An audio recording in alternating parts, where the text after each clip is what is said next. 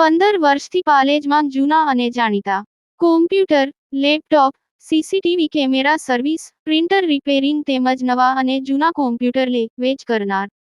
Admission form તેમજ તમામ સરકારી ફોર્મ ઓનલાઈન ભરી આપવામાં આવશે.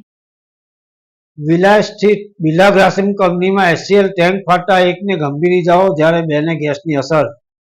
વાગરાના વિલાય જીઆઈડીસીમાં આવેલ બિરલા ગ્રાસિમ કંપની કેમિકલ ડિવિઝનમાં એકાએક ધડાકાભેર ટેન્ક ફાટતા 3 કર્મચારીઓ ભોગ બન્યા હતા, જેમાંથી એક કામદારને ગંભીર ઇજાઓ થઈ હોવાની માહિતી સાંપડી છે. ઇજાગ્રસ્તોને ભરૂચની ખાનગી હોસ્પિટલમાં વધુ સારવાર અર્થે ખસેડવામાં આવ્યા હતા.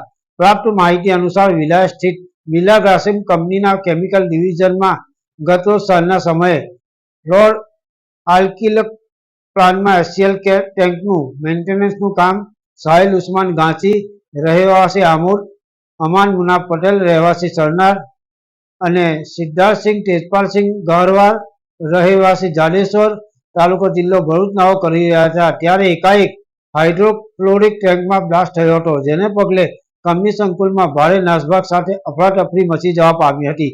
બ્લાસ્ટ થતા 3 કર્મીઓ દાઝી ગયા હતા, જે પૈકી સિદ્ધાર્થસિંહને ગંભીર ઇજાઓ થઈ હતી, જ્યારે અન્ય 2 કામદારને ગેસ લાગવા પામ્યો હતો. ભોગ બનેલા કામદારોને ભરૂચની ખાનગી હોસ્પિટલમાં સારવાર હેઠળ ખસેડવામાં આવ્યા હતા. છાસવારે કંપનીમાં બનતા અકસ્માતો બાબતે ફાયર એન્ડ સેફ્ટી વિભાગના અધિકારીઓ આંખ આડા કાન કરી જે તે ઉદ્યોગને છાવરવાના પ્રયાસો કરી રહ્યાની લાગણી સ્થાનિકોમાં પ્રવર્તી રહી છે.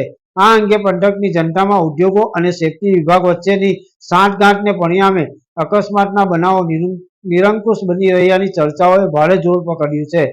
ત્યારે ફાયર એન્ડ સેફ્ટી વિભાગ નફ્ફટ કંપનીઓ વિરુદ્ધ કડક પગલાં ભરે તેવી લોકમાંગ ઉઠવા પામી હતી.